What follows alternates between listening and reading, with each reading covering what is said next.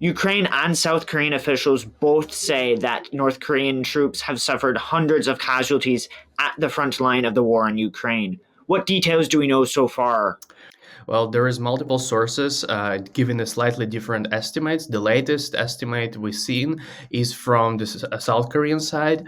South Korean lawmakers were briefed by the National Intelligence Service that actually 100 North Korean soldiers were killed in action in the Kursk region of Russia, whereas the number of wounded could rise up to 1,000. And at the same time, we are seeing slightly different mixed estimates from the Ukrainian side because usually they count um, dead bodies a bit differently. They include, let's say, casualties. When they count casualties, they include both wounded and killed. And right now, the number stands at 200, both killed and wounded. What do these casualties mean for future cooperation between North Korea and Russian militaries? Well, there is several implications are on the horizon right now. The first obvious one is that the whatever hype the Russian war bloggers raised around the issue of North Korean troops being actually very effective and prescribing them all kinds of heroic acts like recapturing one of the villages in the Kursk region are probably not true, or at least it cast a serious blow to their reputation.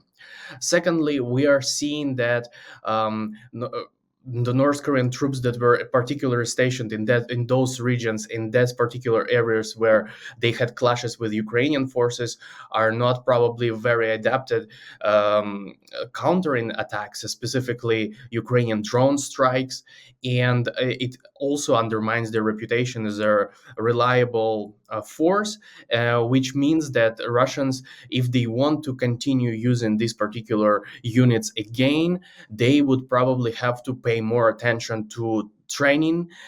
This lack of training is something that Ukrainian military officials have also commented on, saying that North Korean soldiers are under equipped and undertrained. What are some additional details about this lack of training?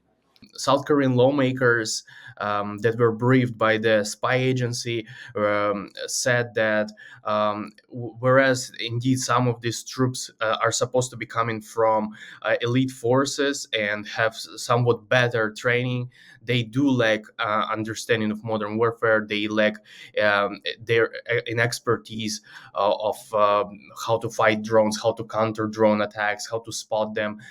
Several videos that we've seen so far featured North Korean soldiers looking a bit dazzled and I would say surprised at when drones start flying over their heads. They ran frantically.